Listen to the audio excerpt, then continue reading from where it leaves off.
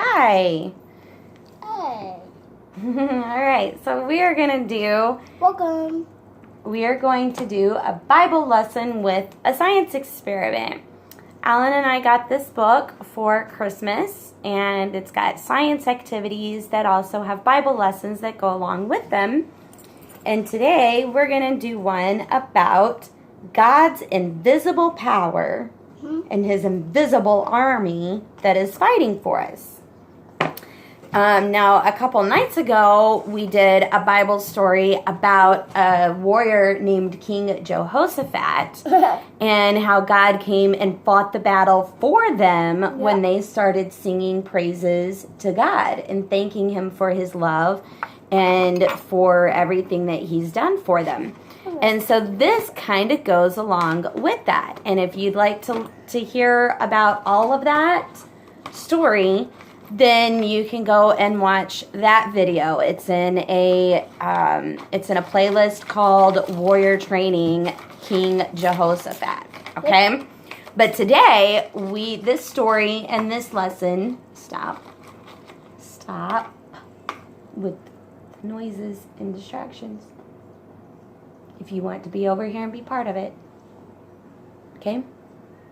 I need you to remember that. Okay, this Bible story is going to be using a man named Elisha. Okay, Elisha was a prophet who would hear from God and would give the king and the people of Israel God's words. He would, they didn't have the Bible back then to read God's words, but God would come to prophets, and the prophet would give out the instructions that God was telling them. Okay? So in this story, I'm going to be reading from 2 Kings chapter 6, verse 8 through 23. I might not go all the way, but we'll see. Okay? So, starting at verse 8. When the king of Aram was at war with Israel, he would confer or be secretive with his officers and say, "We will mobilize our forces at such and such a place." But immediately Elisha, the man of God, would warn the king of Israel, "Do not go near that place, for the Armenians are planning to mobilize their troops there." So the king of Israel would send word to the place indicated by the man of God. Time and time again, Elisha warned the king so that he would be on alert there. That way they didn't get captured. The Armenian king couldn't win a battle because Elisha was hearing from God as to where the enemy was going to be hiding. And Elisha would warn the king that the enemy was hiding over there and they didn't get caught. So, verse 11. The king of Aram became very upset over this. He called his officers together and demanded, "Which one of you is the traitor? Who has been informing the king of Israel about my plans?" One of the officers replied back and said, "It's not us, O king. Elisha, the prophet in Israel, tells the king of Israel even the words that you speak in the privacy of your bedroom." So even though the king was with his officers inside of his bedroom, inside his big castle, he would be telling his officers, "Okay, you're going to come over here and hide behind this bush." And nobody could hear it, but we know God hears all things, right? Mm-hmm. So God would hear their plans, and then he would tell them to Elisha, and Elisha would go to the king of Israel and would say, "Hey, they're over there hiding behind that bush, so don't go over there. Or you can go over there and capture them." Okay? So, or you could not kill them. Well, but Elisha would do the right thing and he would warn the king. Okay? So, the king, chapter 13, tells his officers, "Go and find out where he is so I can send troops to seize him, to capture him." And the report came back, "Elisha is at Dothan." So one night the king of Aram sent a great army with many chariots and horses to surround the city where Elisha was. Okay? So then verse 15, when the servant of Elisha got up the next morning, he went outside and saw that there were troops and horses and, I got hiccups or something. And saw that they were everywhere. They were surrounded. And the servant freaked out and went to Elisha and cried, "Oh, sir, what do we do now?" Verse 16, Elisha tells him, "Do not be afraid, for there are more on our side than on theirs." And Elisha's servant's looking all confused, and he's thinking, well, there's only 2 of us right here. And there's this whole huge army that's surrounding us right now. So what do you mean that there's more on our side than there is on their side? They got a whole army and there's just 2 of us. Okay, so then verse 17. Then Elisha prayed, "O Lord God, open his eyes and let him see." The Lord opened the young man's eyes, and when he looked up, he saw that the hillside around Elisha was filled with horses and chariots of fire. It was filled with God's army of horses and chariots of fire. Verse 18. As the Aramean army advanced towards him, Elisha prayed, "O Lord, please make them blind." So the Lord struck the Aramean army with blindness, just as Elisha had asked. So they would be fighting themselves? No. Well, let's listen and find out what happens. Verse 19. They would find themselves. Verse 19, then Elisha went out and told them, "You've come the wrong way. This isn't the right city. Follow me and I will take you to the man that you're looking for." And he led them all the way to the city of Samaria. So Elisha, that was the person they were looking for, that was the person they were trying to capture, was Elisha. He prayed and asked God to make them blind, and when God made them blind, he went out and tricked the army and said, you're in the wrong place. You've got to come over here." And he led the army all the way to a whole nother town. Isn't that funny? Verse 20, as soon as they entered Samaria, Elisha prayed, "O Lord, now open their eyes and let them see." So the Lord opened their eyes, and they discovered that they were in the middle of Samaria. When the king of Israel saw them, he shouted to Elisha, "My father, should I kill them? Should I kill them?" Verse 22, "Of course not," Elisha replied. "Do we kill prisoners of war? Give them food and drink and send them home again to their master." So the king of Israel wanted to know, should we go ahead and kill them now that they're here? And Elisha tells them, no, let's have mercy on them. And instead, let's give them food and drink. And then they can go home to their king and tell their king what happened. Okay? And so the king made a great feast for them and sent them on their way to their master. And after that, the Aramean raiders stayed away from the land of Israel. So once again, God protected Israel and the people of Israel with an invisible army. Okay? Now, what else has...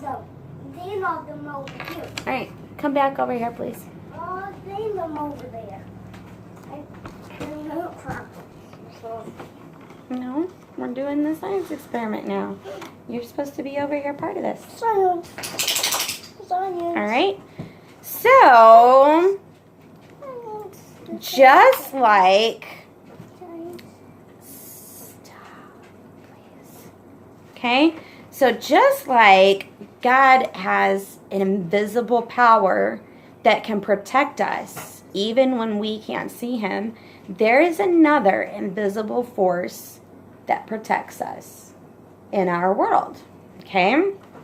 Now, as a disclaimer, I'm going to let you know that I am not a scientist. I am not very good at science, and there's a lot of science that I do not fully understand. It was not my strong point in school, okay? But I've homeschooled Alan for 3 years, and he loves science, so I've been doing my best to relearn some science so that I can teach him, okay? So some of this I'm going to read straight out of this book just to make sure that I don't get the science parts wrong, okay? So, there are many things in this world that are real even though we cannot see them, okay? Kind of like a magnet. Completely surrounding this magnet right here, I've got this really strong magnet, is an invisible magnetic field, okay? Even if, let's see, first I'm going to show you, okay, I've got a little pin right here. You might be able to see it better if I put something behind it. Okay, so I've got this little needle pin right here, and it is magnetized and sticks to that magnet through an invisible magnetic force. Okay, even if I put this sheet of paper over this magnet, it still sticks. Okay? So it's just like when Elisha's servant couldn't see God's invisible army that was there to fight for them. That was kind of like this sheet of paper over there, over the magnet. Okay? And so even though Elisha's servant couldn't see that God's invisible army, then Elisha prayed that his servant's eyes would be opened so that he could see God's invisible army that was there to fight for them. So then when Elisha prayed, his servant's eyes were opened up and he was able to see God's army that was there fighting for them. And he wasn't scared anymore. Okay? And so, I'm going to try this. I did this twice before we did the video, and I was able to get the needle to float, and then I tried it again, and I couldn't get the needle to float. So we're going to see if we can get it to float. All right? Right here, I have just a bowl of regular water. Okay? And we're going to work on putting this needle right on top of the water. All right, it's floating. All right. Okay, so if you can see here, it is floating. Okay. Now, I can take the magnet, that invisible force, and look, do you see that I can make that move? I can make the needle move on top of the water. Whoops, it floated. But look, I can use that invisible force to pull it up out of them? to pull the needle up. Look at there. Can I try to put it in? Uh-huh. So see here, I've got this needle. Try it one more time. Here, you might have to, here, stop. We'll have to dry it off, and then we've got to rub it back on the magnet. We're rubbing the needle on the magnet to help it get its electric magnetizing power, however you want to say that. Okay, Okay, and then we just very gently, oops, yeah, now it's not wanting to do it again. Okay, but even with it being sunk, you can watch the needle in the water. I need you to move your head. Okay, we can watch the needle, and you can see that I can move that needle up out of the water with that magnetic force. Okay, so hopefully, okay.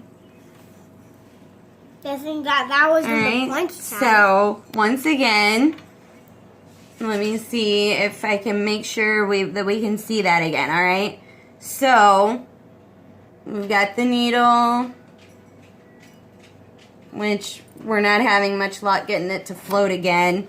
But even making sure we can see here.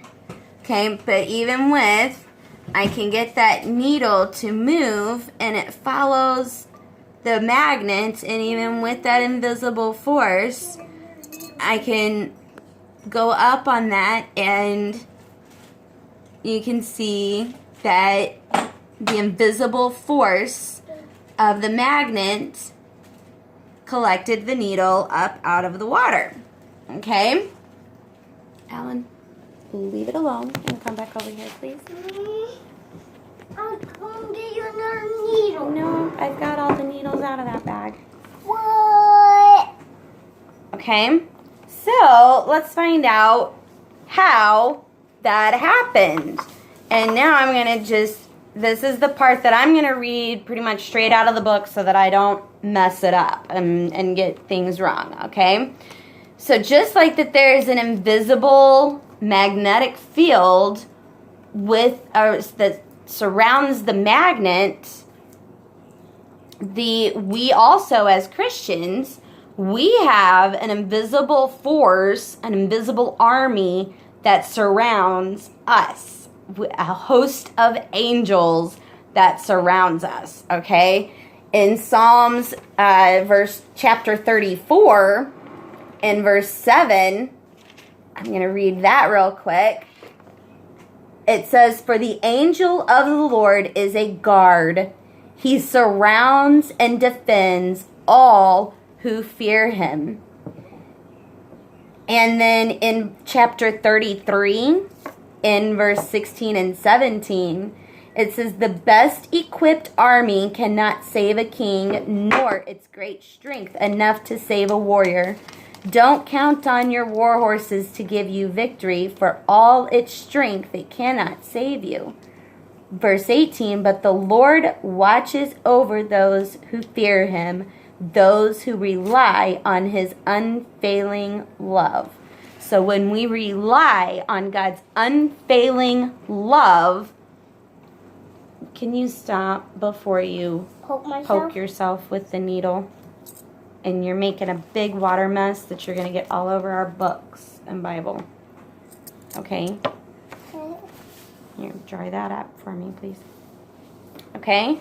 So we can see that whenever we rely on God and his unfailing love, it says that he sends an invisible army to come and fight for us. Okay? So, let's see. Okay, the earth also has magnetism that can be demonstrated, and that's what we just did with the needle floating on the water. Now you're playing in it and you're getting water on our book. Okay. I want you to listen. If you want to learn your science, then you got to listen.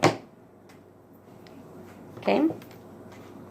The needle will float because the surface tension or stickiness of water. It should also orient itself to the north, which we saw that the needle moved itself whenever it first started floating, didn't it? The needle moved itself on top of the water, and it pointed to the direction of north. Okay? Then we were able to move the needle around with the magnet. Yep, the magnetic And we're able force. to move it. The magnetic force. Magnetic force. Magnetic force. Okay? Just as the invisible angels protected Elisha and his servant, the earth's magnetic field also keeps us from harm. If you can't keep your mouth closed, then you're going to go. And then you're going to miss the point of what the science is. Okay?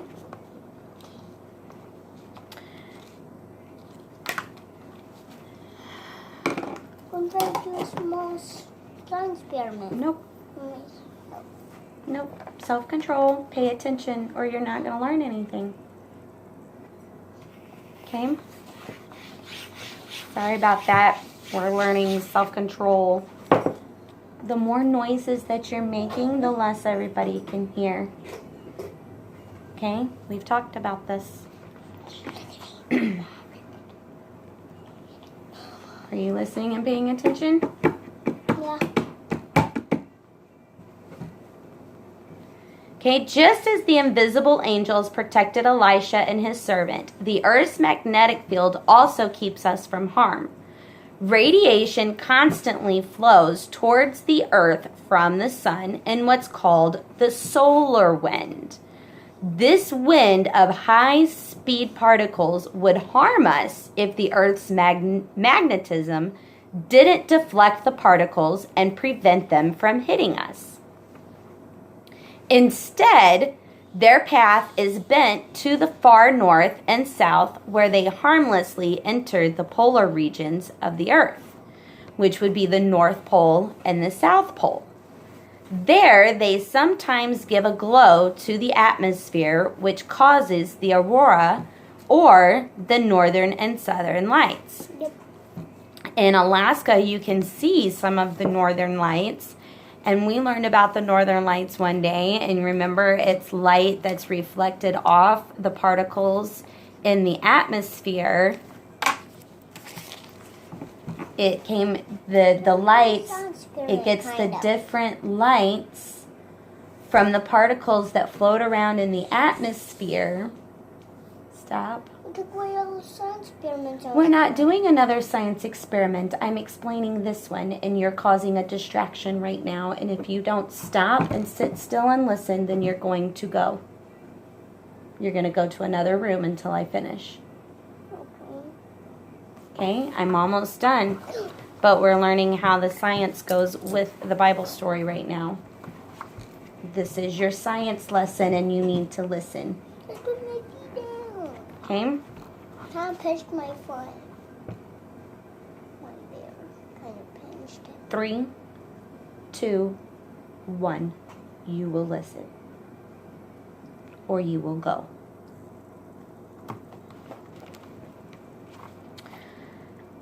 Okay, so basically what this is saying is that the radiation constantly flows towards the earth and the sun, which is called the solar wind, okay? So we have all of these particles from outer space that are coming towards our earth.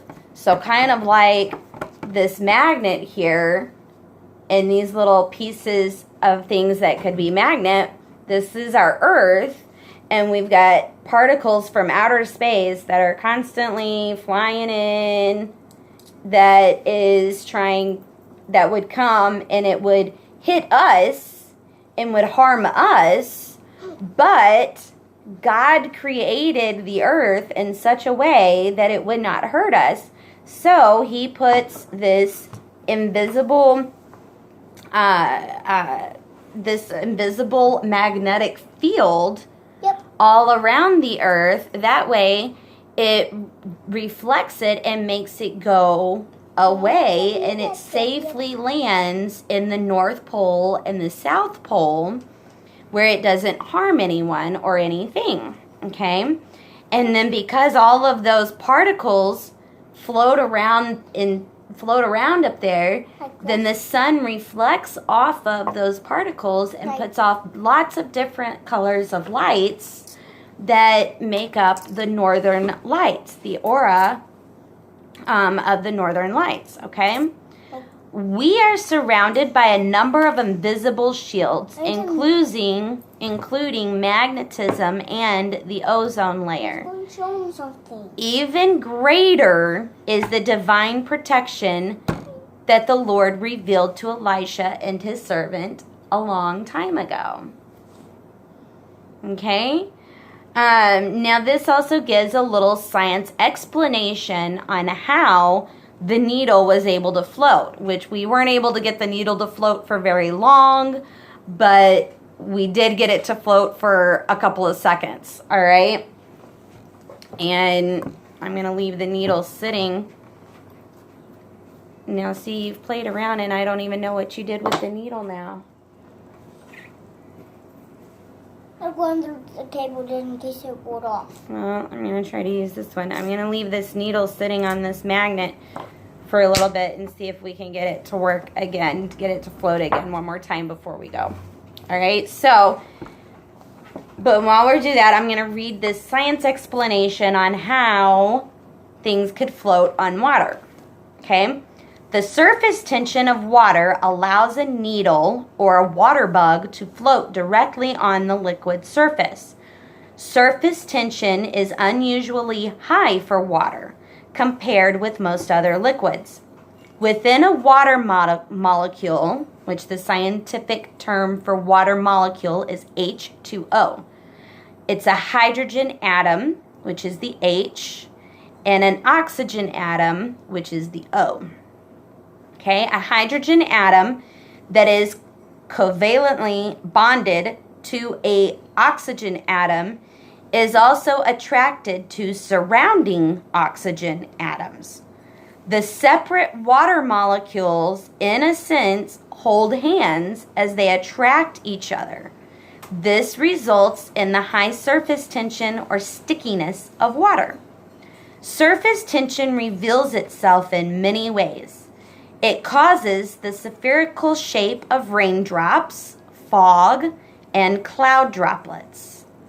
It also causes fluid to cling to our joints for internal lubrication. I'm doing a science experiment. That's how our joints work. I'm doing a science experiment. Okay. In addition, surface tension explains how sap is able to climb upward in trees as water molecules pull upward on each other. Without water's outstanding cohesiveness, trees could not possibly grow tall. Flowers and plant leaves would also be in trouble. It is the changing water pressure within tiny capillaries that causes leaves to fold up at night and also open up and blossom by day. In many ways, water is a very special and essential resource. God knew what we would need whenever He created the world, right? Okay, and He knew what water would need. He knew what water bugs would need. And He knew that our earth would need something to reflect the particles that fall out of outer space. Okay? And so, just like with that invisible, just like the invisible force of earth, we have the invisible force of magnetizing. Okay? So, just to see if we can do this again here. All right. We've got this needle here. We're going to see if we can get it to float on top again. Yep. Still not having much luck getting it to float right now. All right, but you can see that needle right here in the water. All right, and then you can see that it's attracted to the magnet, and even inside the bowl of water, I can move. And she can move it. I can move that needle anywhere I want, and could even get it to come up out of the water onto the magnet. Let's see. And so just like that, we can't see how that actually works. Sometimes we can't see how God is working in our lives. But we can be assured, because the Bible tells us that God is always working for us. Okay? And the Bible tells us that we've got that invisible army that is there fighting for us. And so just like we've got this invisible force for the magnet, God has an invisible army that is fighting for us and taking care of us. Isn't that awesome? No, you were making noises. Yes, you were, and you can stop or you can go.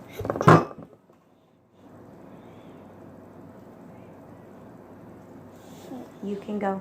Sit somewhere else. Okay? So, just like we've got that invisible force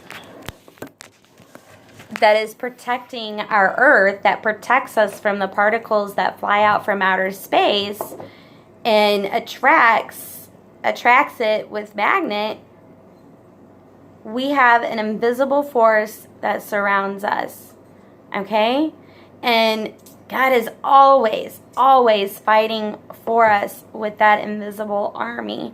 We can, anytime that you're going through a hard time, when sometimes people can be mean or things like that, and you're taught not to fight back, okay? And so let's say you've got a bully that's fighting you at school, and instead of fighting them back, you can pray and ask God to fight that battle for you. You pray for the person that's being mean to you. You pray that God would open their eyes and soften their heart, open their eyes to God's word, and soften their heart so that they could get to know who God is and what true love really is. And while you're praying for them and praying that God would show himself to them, then God is coming down with his invisible army and helps protect you from that bully, and helps protect you from, helps protect your mind and helps protect your heart from getting hurt by the mean things that the bully could be doing. And then that invisible army from God will work things out for you. And I can tell you with my own testimonies that God really does fight our battles for us in that way. There's been lots of times that I've had people be mean and ugly to me, and instead of fighting them back, I would pray for them. And God would, at sometimes, God would work things out, and so that we became friends. And then sometimes if that person refuses to let God work it out for them, then God can remove that person out of your life so that they're not continuously trying to hurt you. Okay? And so just like the earth has a magnetic field that attracts the particles from outer space and keeps us safe, God also keeps us safe with an invisible army that is always surrounding us, keeping us safe.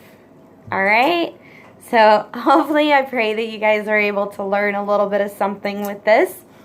And hopefully my lack of science knowledge